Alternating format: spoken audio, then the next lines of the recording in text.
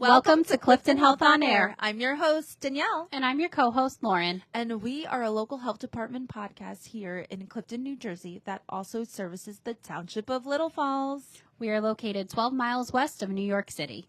And today we're talking all about the holidays and the most important part about the holidays. Food safety. And today with us we have Enrico Caruso, R.E.H.S. at the Clifton Health Department.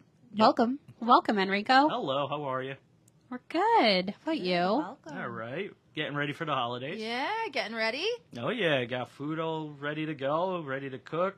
Got it home. Wow, you're better than us. Yeah. More prepared than us. Way more prepared than me. Yeah. But let's talk about the most important thing. Food safety.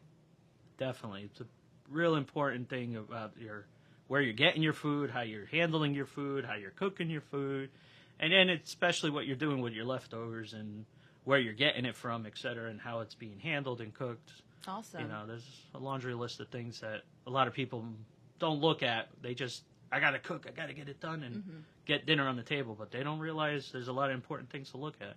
Right, exactly. So with the holidays approaching, the holiday season is a time when many people give back, including volunteering to prepare holiday meals or donating food to those who are less fortunate. This is also a time when people are handling and receiving food in unfamiliar settings. Improper food handling has led to past foodborne illness outbreaks during the holiday season. Those handling food in a different kitchen or preparing food in a new way must be even more aware of basic food safety practices to prevent illness outbreaks. What are the 4 basic, simple food safety tips? So when we start with the food safety, I mean, let's start from the beginning. Where are we getting our food? Yeah. How we're getting our food? How Absolutely. we're getting it home? Where we're keeping it? If you go to the store, you're going to check the labels, make sure everything's completely frozen, nothing's defrosted when we're buying it. Cans are not broken or especially dinged at the ends because once air gets into those cans, botulism can grow. And especially if they're expired, a lot of them, believe it or not, say Best By date on it. When the can has a Best By date, that means that the food in that can by the manufacturer is saying it will be the best quality till that date. Technically, it's not bad. A lot of people see that date, think it's expiration, and they throw it out. That's me. You know what? A lot too. of people do it. You know, you see the date, you just think, okay, this is expiration. No, that's just the manufacturer saying, hey, by this date, it's good. Especially like on milk, canned items, chips, stuff like that. That's a use-by date or a Best By date. That's just for quality reasons. Okay. If it actually says expired, don't use it. Don't use it. But if the can or the bag or whatever is compromised or the wrapping is broken or if it has, say your turkey, it looks like it has a lot of ice crystals on it, that could mean at one point it defrosted and it was refrozen. Oh. So you always want to make sure that that is completely frozen. You don't see a lot of ice crystals or discoloration. Sometimes you can't see the meat in there, but some products are in a clear bag.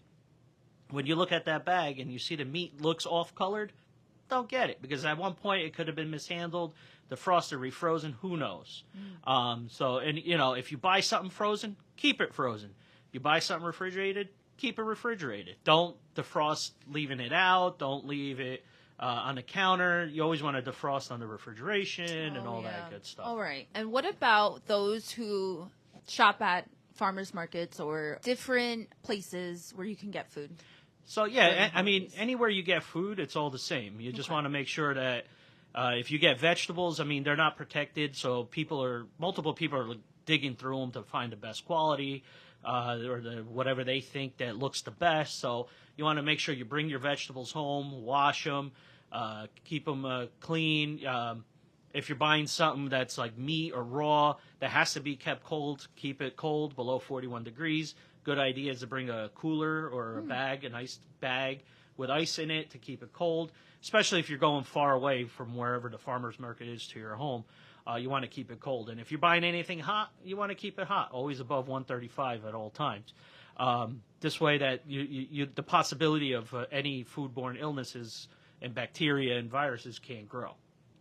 Right, and also to keep all of our reusable bags clean, right? That's a very good point too. Yeah, keeping even your cooler, your personal coolers and stuff. A lot of people just keep throwing stuff in there and don't realize that they should be washed, rinsed, sanitized. Oh, wow. This way, any food that might not be in a bag or wrapped in plastic, it's touching that container. So whatever was in that container before could have left any residue that could contaminate that food. So, you always want to wash your containers or use new bags, reusable bags, just so that there's no cross-contamination between one product to the next. That's interesting because you would think you go to the store, you put it in the plastic bag sometimes that they have there, and you just put it right on the reusable bag. But the reusable bag also has chicken next to it or a meat product next to it. And it's like, is that protective plastic layer protecting our broccoli or something? I mean, the plastic bag technically is, but it's a good practice to keep it all separated. If you have turkey, you have beef, you have chicken, keep it all separate. Even beef and chicken I would keep separated because chicken and turkey have to be cooked to 165, beef only 155. Okay. And then that beef is not getting high enough to kill any of the bacteria that's coming off of the other food. So you always want to be careful of that, and especially raw vegetables. They only got to get cooked to 135. Sometimes it's a quick blanch. It doesn't even get to sit in the water to a point where it gets hot enough to kill anything. So you just want to try to eliminate any of that extra bacteria or contamination that can happen. So those thin little pieces of plastic bag, even though they're annoying and it's half the time you can't get them open, you should really use them to keep everything separate. Absolutely. Thank you for that tip. No problem. So after the grocery store and we get home and we put everything away, put our cans in the pantry, we put our meat in the fridge. Are there any tips for storing? Well, yeah. So when you get everything home, you want to make sure, you put in your chicken, your beef, in this case, your turkey, everything goes in the fridge. You want to always keep it below 41 degrees. You got 4 hours when you bought it to when you get it home, just to get it cold again. So you don't want it sitting out too long. So the best thing is also once you get it in your fridge is make sure your turkey, your beef, anything raw in that aspect is always on the bottom of your fridge. All your fresh vegetables on top. Just to reiterate, chicken and turkey 165, beef 155. So you just want to put the thing that needs the most cooking on the bottom because that more temperature is going to kill any bacteria. So if that turkey leaks on your vegetables by any chance while it's defrosting, those vegetables are never going to get to 165 no matter how long you cook them. So at that point, you're just making more of a chance for salmonella or any other bacteria or viruses to grow because they're not hitting that temperature it needs to. So it's a good practice to follow anything raw on the bottom, anything ready to eat on top. And what about the temperature for fish? Fish is usually only got to be cooked to 145. Okay. Fish, sometimes the bigger concern would be allergies, shellfish, stuff like that. So like if you're doing clams and oysters, lobsters, people have all kinds of different allergies. So you want to keep that, above the turkey and the chicken, but you also want to maybe keep it in a separate container, plastic container, so that it doesn't leak or cause cross-contamination with allergies and stuff like that. I just had a question related to, let's say a lot of people are getting frozen turkeys and frozen items. Do we have to also store that in the freezer a certain way, or is the freezer totally different to the refrigerator? Very good question. A lot of times people forget, they think, it's frozen, doesn't matter. Yeah. Well, God forbid, say one day you lose electric and your food starts to defrost in your freezer. Now that turkey's dripping on all your other food. So you definitely want to follow the proper storage, just like I mentioned with the refrigerator, in your freezer. But these days, everybody pretty much gets a frozen turkey, and they try to get it early so they'll keep it in their freezer. It's always a good idea to keep it on the bottom. Don't put it on top of your fridge because you don't want that leaking. You don't want that touching anything. Even in your freezer, if it gets a little slit in it and then the freezer goes down, you don't want that dripping all over your food, your other food, especially if it's not in plastic or in a Ziploc bag or something that could protect it. And then also then it leaks, your freezer's contaminated. Now you got to empty your freezer, defrost it. We don't need extra work, especially on the holidays. Right. Absolutely. So let's talk a little bit about food poisoning as well. On foodsafety.gov's website, they have a fact that says, did you know that About 1 in 6 Americans will get sick from food poisoning this year. Not only does food poisoning send 128,000 Americans to the hospital each year, it can also have long-term health consequences. You could protect your family from food poisoning at home with the following 4 simple steps, which we talked about earlier. But let's talk about it a little bit more. The 4 steps are clean, separate, cook, and chill. Perfect points. And again, like we've mentioned most of the time, keeping everything separated. Turkey below, beef on top, then your fish, and then your vegetables. Even when you're starting to prepare things, make sure we're using cutting board, which most of us only have one cutting board at home. You want to make sure you wash, rinse, sanitize before you start another project. So as a chef back in the day, I would try to get all my vegetables done, wash my cutting board, bring it back out, do all my meats, bring it, wash, rinse, sanitize, bring it back out, do my turkey. Because turkey, remember, needs the highest temperature, 165, to kill all that bacteria. And the last thing you want to do is introduce the turkey bacteria to your vegetables or your beef just because they're not hitting that high temperature to kill any of the bacteria that might be on the turkey. Clean is self-explanatory. You just want to work in a clean environment.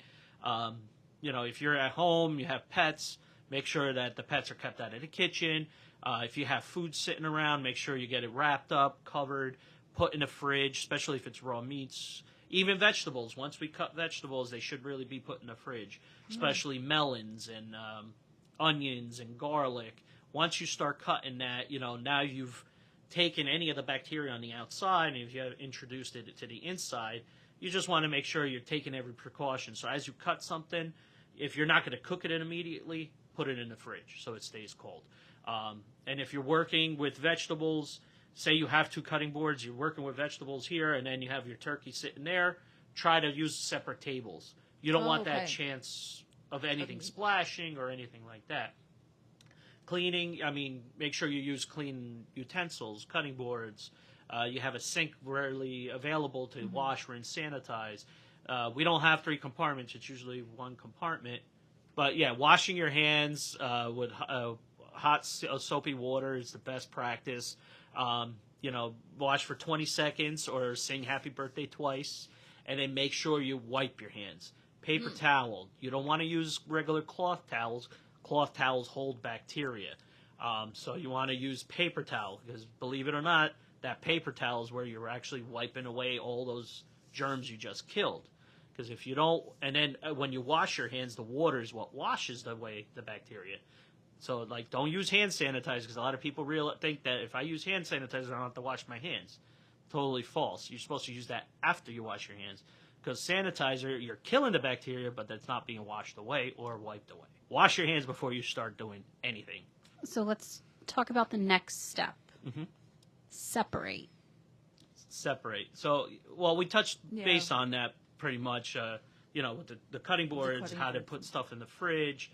We talked about keeping things clean and keeping everything cold. And if you have anything hot, make sure, if you're cooling it down within 6 hours from when it's hot. Once it hits 70, you got 6 hours to get it to below 41 degrees. At home, the best practice is, let it cool down a little bit. Once it's cool enough, get it right into the fridge so that it gets below the 41 degrees. So it doesn't stay in that temperature danger zone that could create a perfect breeding ground for bacteria and viruses. And then the third step, which we talked about before, is to cook. Correct. So, so once you got everything cut up, it's a good idea to get all your stuff diced up and cut and marinated and all that good stuff. Most of the time your turkey, you've taken it out, you've put it in the fridge to defrost. Usually needs a good week depending on how the size of the turkey, but you always want to defrost within your refrigerator.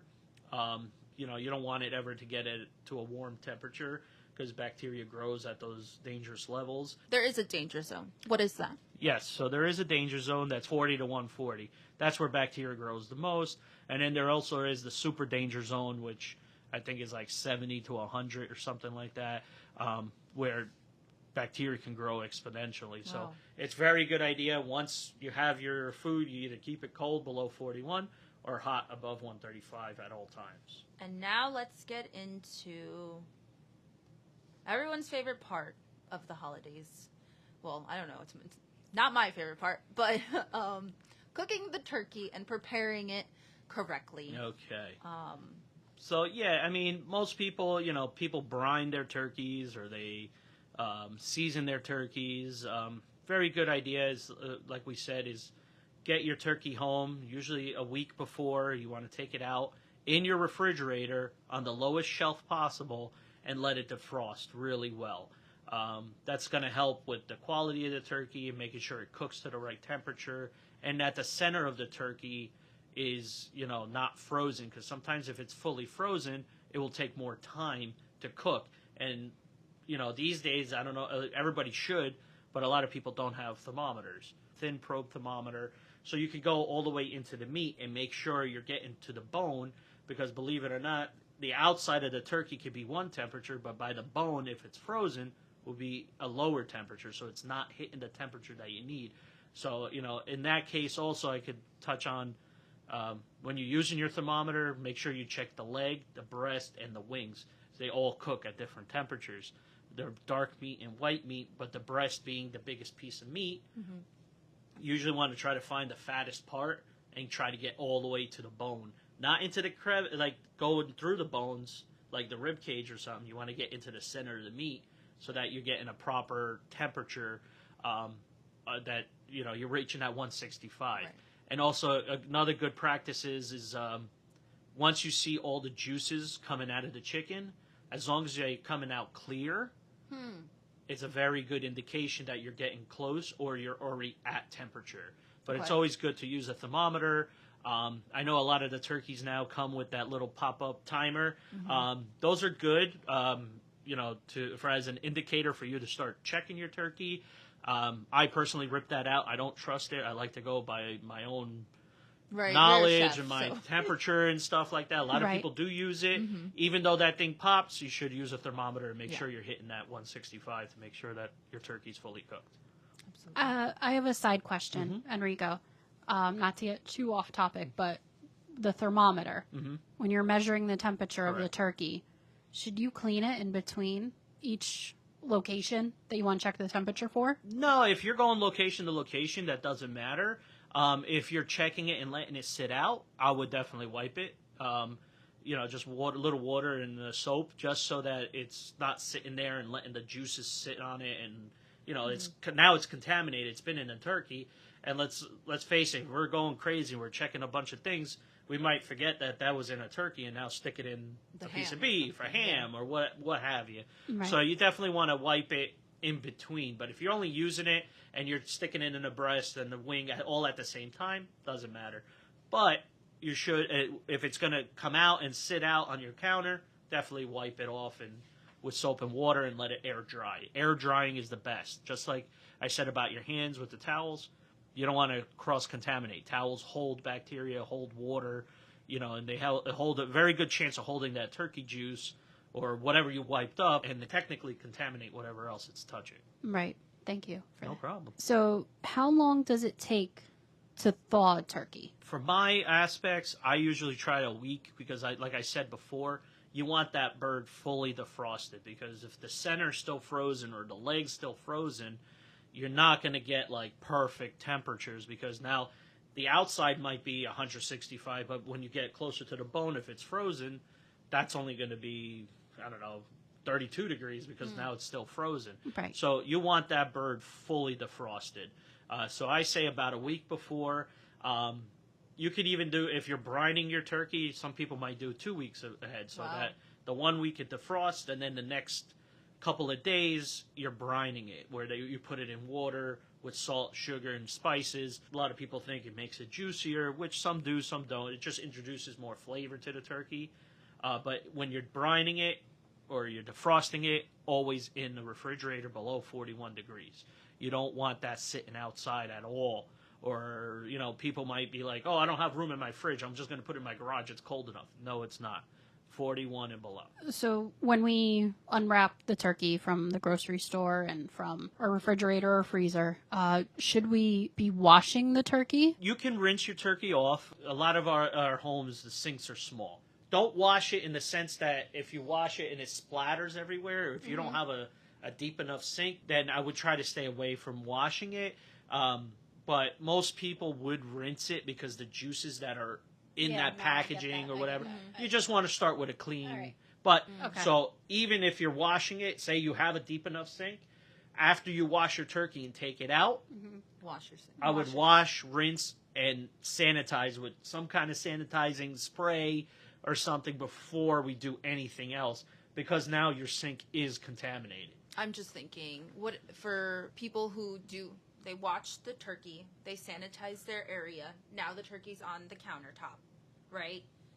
Would that be at a different temperature now? Is that a problem? No, because you still have time. Like you still have like 4 hours. Oh, okay. Because even though you took it out, hopefully you washed with cold water. Don't wash with hot water. Okay, wash with cold water. Our hot water in our sinks don't get to 200 degrees or anything like that, so it won't cook anything. But you definitely want to use cold water when you're rinsing it. Now you clean and sanitize. It's a good idea to keep your turkey on a separate cutting board or in a pan, because it's still going to drip all kinds of juices and stuff like that. Just so that nothing else gets contaminated. But anything that comes into contact with that turkey, splash or anything, should be washed, rinsed, and sanitized. Now that the turkey is washed and thawed out completely, would it be bad to season it right then and there? It's a two-part question. We could season it, we can stuff it. Is that recommended? So once you washed it, it's a good idea to pat it down dry with a paper towel. You don't want any excess water or juice anywhere. Or if you're going to brine it, then you can season it, brine it, put it back in the fridge.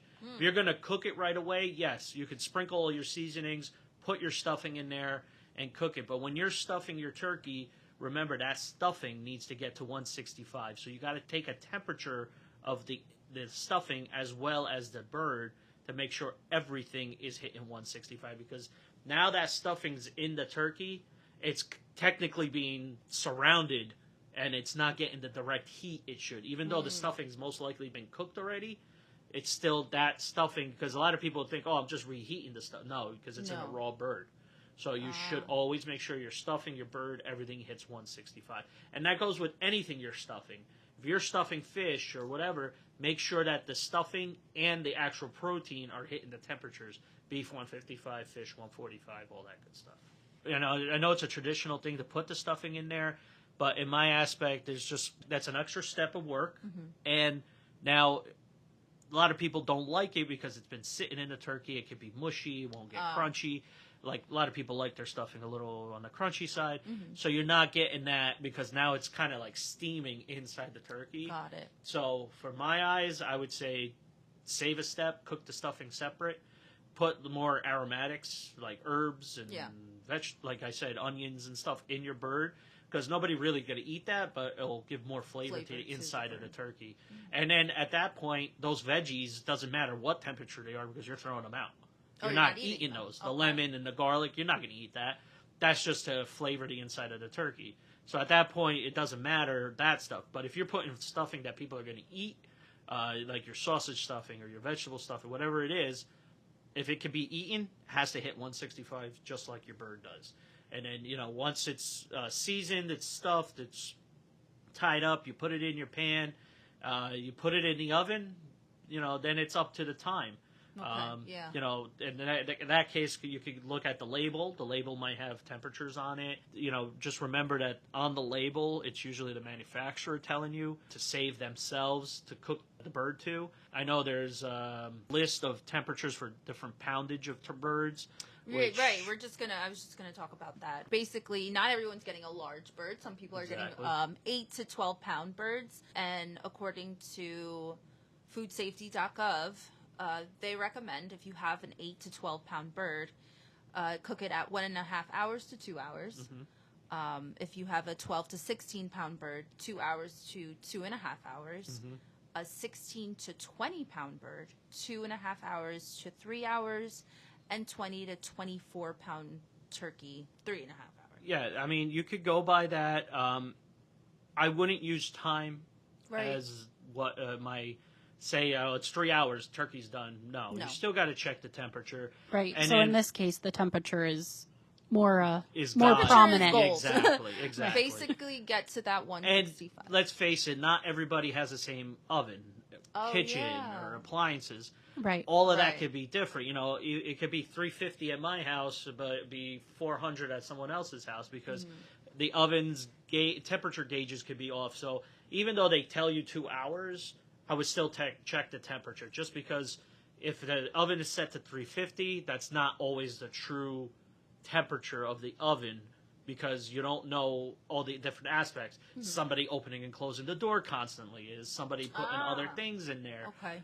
If you overload your oven with extra trays with your turkey, it's not 350 all the time, because now you've stopped the circulation of heat. So you've got to be careful with that. So even though it's a good idea in 2 hours to check your turkey with a thermometer, make sure you hit the 165, but I wouldn't solely rely that 2 hours my turkey's fully cooked. Okay. And then when checking your turkey, if the turkey is in an oven bag, because a lot of people use that oven bag during the holidays, do you still stab it with the thermometer if it's in an oven bag? So, yeah, I mean, unfortunately, the oven bag, even though a lot of people do use it, it's difficult because once you compromise it, it's not doing its job anymore. As a chef, I've never used those bags. I feel like we get enough plastic in our lives. Why are we going to overheat something and put plastic on it, cook it in the bag? And personally, I like crispy skin. Those bags don't usually give crispy skin, so I wouldn't use it personally. So That's the chef in you. Exactly. But yes, you would want to stab through the bag. You want to get into the breast, into the wings. If you are going to use a bag, maybe the time is helpful, because, if it's an hour and a half, you have your 12-pound bird. You got the hour and a half, 2 hours. Then you could maybe remove the bag or cut it open and then take temperatures. So at this point, you're not going through the bag. You're not compromising what the bag's doing. And like I said, you're not introducing that extra plastic, because now you're stabbing the bag going into the turkey, and you got a melted bag on your bird, which, like I said, I don't like, but some people do use it. Right. And there's even people who cook their turkeys in microwaves. If you're doing it in a microwave, same thing. It's got to hit that 165. So no matter how you're cooking your bird, air fryer, oven, microwave, toaster oven, whatever it may be, Smoker, 165. fried. Smoker. A deep fryer. Deep fryer. Right? Deep fryer, on contrary belief, you would think it would take longer. It actually takes less time in a deep fryer. Right, yeah. So, that's why I said, even though it says 2 hours, that's in an oven. I wouldn't say you need 2 hours if you're deep frying a bird, because it's at a higher temperature. So that's why it's a good idea. Pull it out, take your temperature. And, if you're deep frying your turkey, it's totally off subject. Just be careful, because you can overflow. If your bird's really wet and it's got a lot of juice, that water will explode as you introduce it into the oil. Now, this has nothing to do with food safety. This is more your safety. But just be careful not overflowing it, not putting a wet bird in there, because oil and water do not mix. They explode. And then you get your fires and people get hurt, and there goes your bird, and there you got goes an your upset holiday. family. Right. Right, and there goes the holiday. But yeah, no, honestly, food safety is safety, human safety. So Exactly. we're also talking about that here too. Some final steps. Oh, this is an interesting question. Is it safe to cook a turkey overnight? I would At not. low temperatures. At low temperatures. So, I know a lot of people do it because of smoking. They use it at a lower temperature and stuff. I wouldn't say doing it overnight is a good idea, because it's never going to hit that high temperature. You could do it with beef and different cuts of beef, I should say, because with beef, unless it's chopped meat, the bacteria is on the outside. So once you have it at that low temperature, you're killing anything on the outside, so you're okay. With a bird, chicken, turkey, pigeon, anything like that, I would definitely not do low temperatures, just because you're just giving it more reason to grow bacteria. So if you're going to cook it, maybe cook it at 300 instead of 350, but I wouldn't put it in a smoker at 100 degrees overnight, because you're just giving it too many reasons to grow bacteria. Okay. Maybe if you're doing a turkey breast, but I wouldn't give it overnight. I would do maybe an hour or two at a low temperature, but I wouldn't say overnight, like 6 or 7 hours, either in a smoker or in an oven. Definitely, I would not recommend that. Okay. All right, and then how do you know the turkey is ready? We touched a little bit on that. It's your thermometer. Stick the probe in there.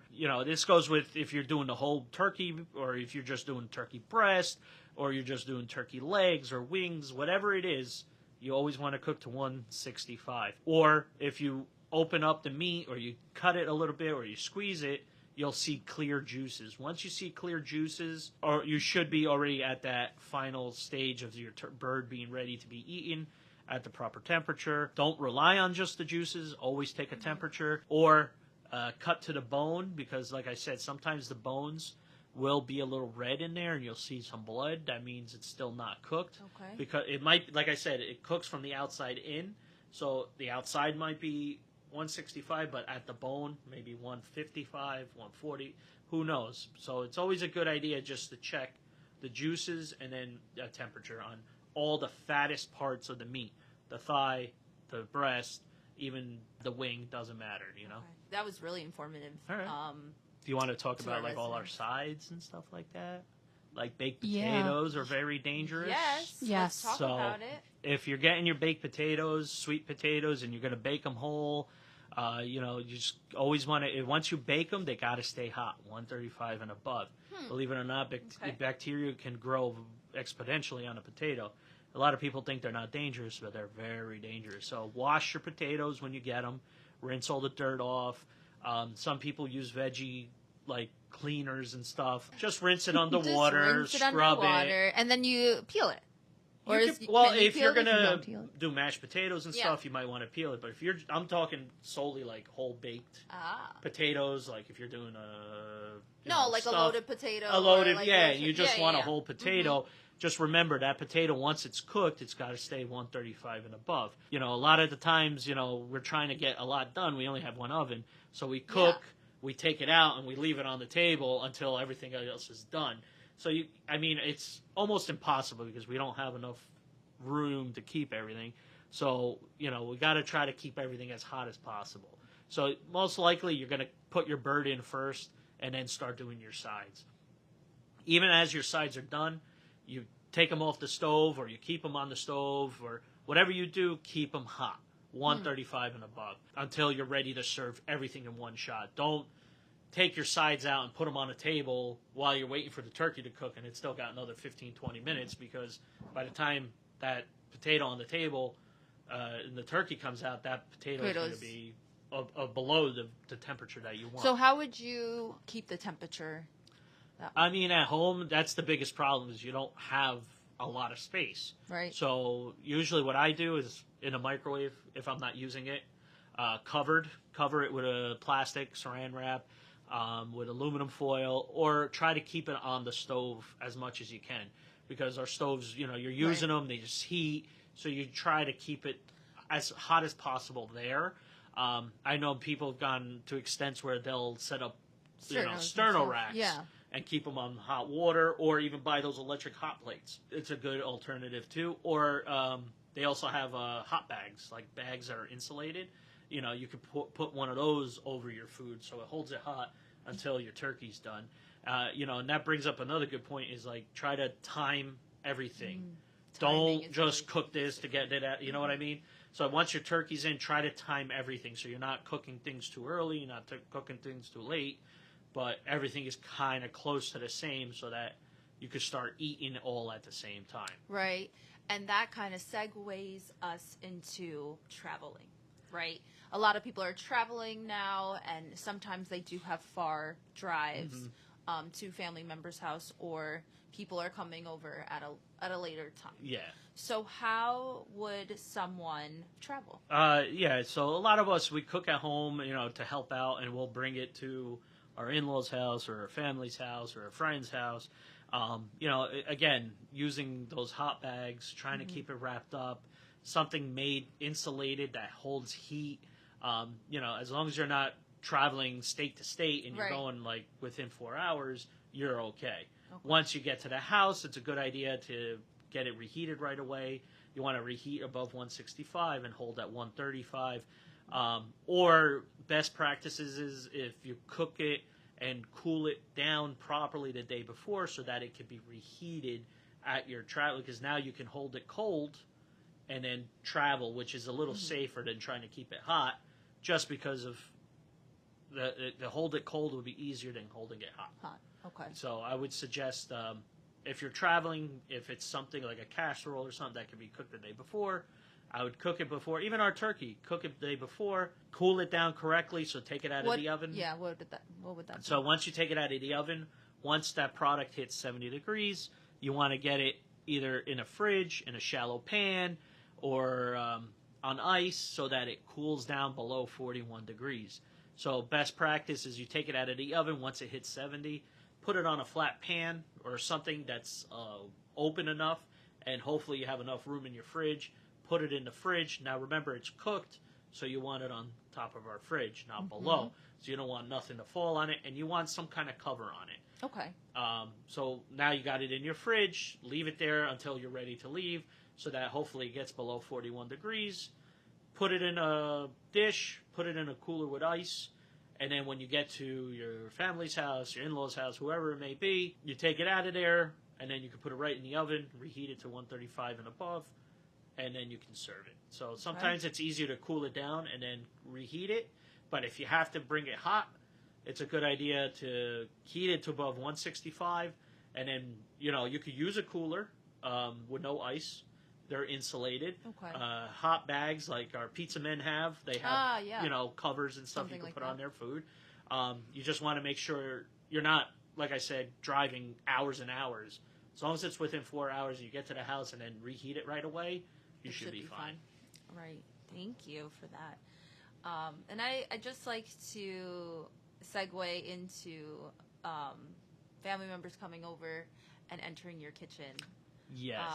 So what are some things to look for when helping? So just like we stated at the beginning of our conversation, if they're going to come and help you and getting in your way, tell them, wash your hands. Right.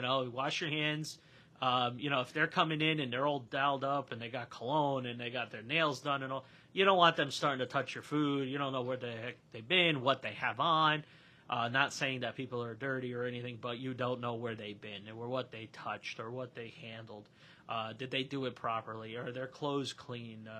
Did they shower? Did they... Hygiene. Aprons, we really don't use them at home. Some people do, but they're just like clothes.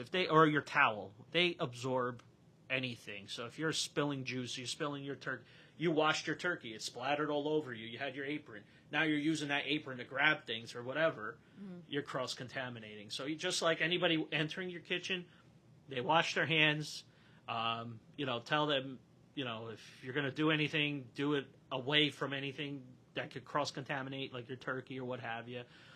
Me personally, I kick everybody out of my kitchen. I don't want nobody in my kitchen. Right. I know what I got to too. do, and I don't want to have to sit there and teach you or tell you what to do. So, I understand everybody wants to help and do stuff. If they are going to help, wash their hands, use clean equipment, proper hygiene, their hair's not falling all over the place. Anything that can't cross-contaminate or introduce some kind of contamination, it's best that they go set the table up while you go or your spouse or whoever may be home helping you.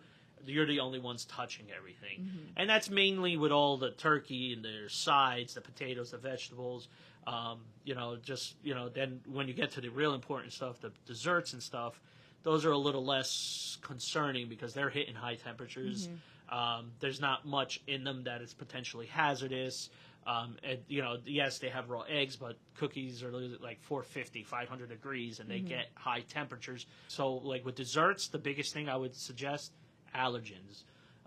Just be careful. People are allergic to nuts, chocolate, sugar, our gluten-free friends. Right. And then, stuff like that. So you don't want that stuff to cross-contaminate. So even though it's cross-contamination with bacteria and food poisoning, but it's also with allergens. Allergens are a big thing. So even though people are getting sick and have food poisoning, let's say 40% of the time it could be also the allergens. Because they don't know they have nuts or they're not sure. And people are just grabbing and touching. And it's like, okay, now what do we do? Because now we got someone passed out on the floor because they ate a nut or something. And then, with certain gluten-free or dairy-free options, it's always interesting to also ask them, do you have a nut allergy? Because almond flour is used. Or, exactly. Almond milk paste, is used. almond milk, paste, oat milk, all that like stuff. That. Any of that. Egg allergy. I mean, I hate to say it these days. When I was a chef, that was like one of the things I cringed about, because you never knew what public person has or was allergic to, or I think most of the time it was just they didn't like it and they just used that they were allergic to it, but you had to do what they asked. So I would have to change a lot of my recipes just because of that, or not offer it to them. So that was our first question every time somebody sat at our table when I had my restaurant: do you have an allergy? And I do that at home now, even though I know most of the people that come to my house. But if it's someone new, like Lauren or Danielle, I'd be like, do you guys have any allergies? And I know they have a laundry list of stuff, but that's besides the fact. And you try to be as friendly as possible, but you also try not to cross-contaminate, because if you're chopping nuts for a cookie on a cutting board, you don't wash, rinse, and sanitize that board, and now you go cut lettuce for a salad doesn't get cooked. Right. So now that allergen or that cross-contamination has happened, you eat that salad, you're allergic to nuts, you're going to get sick. Or you're going to have an episode, or I'm not sure how they call it, but you're going to have one of those where you're going to need your EpiPen or anaphylactic shock or an allergy problem. Correct. So that's very interesting, and that's really good that you ask your guests what their allergens are. Right. All those different ingredients. Mm-hmm. You never know what somebody puts in there. That's so, true. And it's, like I said, mostly with desserts. But it also could be with your salads and your fruits, because, sometimes you make your Brussels sprouts with nuts or whatever. But the biggest thing is to remember, not only the ingredients, it's also if I'm cutting those ingredients on this table or with this knife or with this cutting board, we're washing, rinsing, sanitize before we start doing anything else, because you're still introducing that nut allergy, because there's oils on there, to something else. Wow. Yeah, so you can get them sick that way. So, it's very easy to, if you're allergic, some people are so allergic that even the dust or the smelling can affect it. So it's just a good practice. Keep it separate from everything else. And if you know most of your family, and maybe one person's allergic, or even one person's allergic to one thing, just don't use it. That's what I was going to say, because I have a lot of family members who are allergic to shellfish. So we just don't use it. Exactly. And that does eliminate a lot of the clams and the things. But at least then you can enjoy your family time and eat and drink and all that stuff. Right. And you can have clams another day by yourself. Yeah. I'll make you cook it. This was an amazing conversation about food safety, but I don't want to just talk about Thanksgiving. There's a lot of fun stuff happening during the holidays, with New Year's and everything, especially with fall time and winter time. So we have apple picking, tailgates, and Friendsgivings, just friends coming together and just having a bunch of potlucks. So how would you provide some food safety tips regarding those specific areas So, people are going to attend? Those are just like if you were cooking at home. I mean, you got to keep everything cold, keep everything hot. If you're driving it there and eating it there, just make sure you keep it hot, keep it cold. Or you have a way to reheat things, a grill, or, you got portable deep fryers now, grills. You got portable everything. Just have to have that source of heat or refrigeration, even a cooler with ice to keep either hot or cold. It depends on what it is.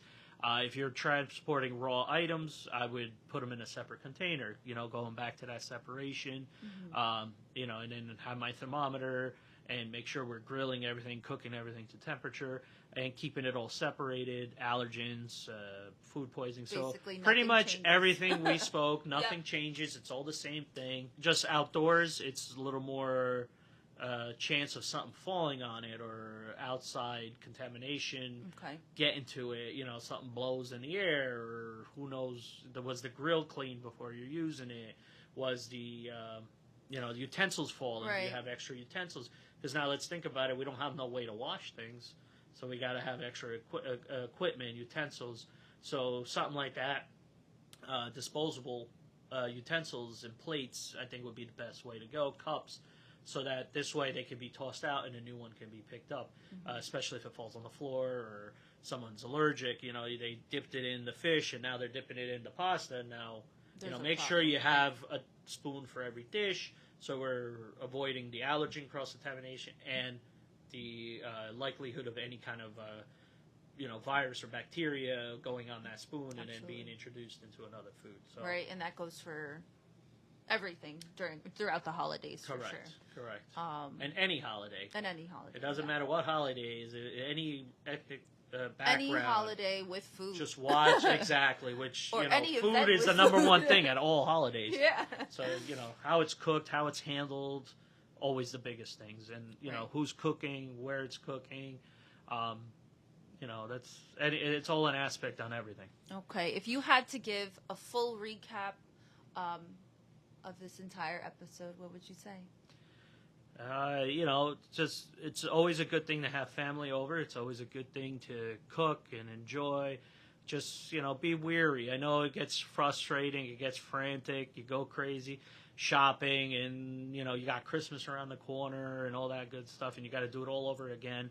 Just be mindful of what you're handling, how you're handling it, when you're cooking it, how you're storing it, how you're defrosting it. I mean, all this information could be found pretty much anywhere on Google, on our websites, Facebook, everywhere.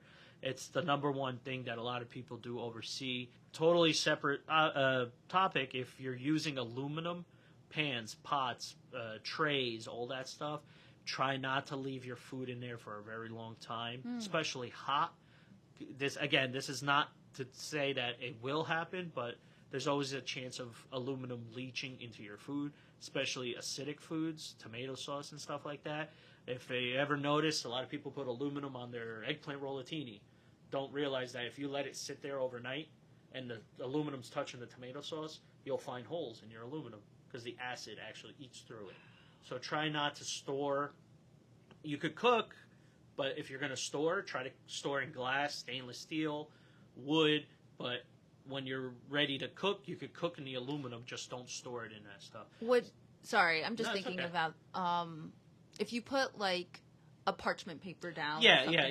You could you could put parchment, and then store it is a better idea, and then just putting it. It's just because a very acidic food will eat, and the aluminum will leach. And again, this is like if it's sitting overnight or sitting at high temperatures. You just don't want to leave things in there for a long time. Okay. Or, leave them out overnight to cool. Don't think your garage is cold enough to hold food. Cause I've seen my mother do it. She'll cook so much food, and I have nowhere to put it. And she just lines my garage with food. And it's like, you can't technically do that. But yeah, you're just trying to spread food safety. Exactly. That is the main goal for public health. And that is why we asked you here on this episode. So thank you so much for all the insight. And I do hope you have a wonderful holiday. Thank you, Enrico. No problem. And good luck cooking. We want to thank you all for listening out there. If any residents have any questions regarding any of the topics we talked about, we are going to put some resources that we found on foodsafety.gov. We will put a link to our website, and we'll also put USDA and CDC's food safety resources. Perfect. All right. Well, thank you so much for listening, and have a wonderful holiday season. Have a wonderful day. Thank you. Clifton Health On Air. Lauren, take us out. Tune in to our podcast every other Monday for a new episode. If you have any questions, you can email us at help@cliftonnj.org. You can visit our website at www.cliftonnj.org. You can follow us on Facebook and follow us on Instagram. Our handle is Clifton Health. And before we leave today, let us ask ourselves, did you make a difference in someone's life today?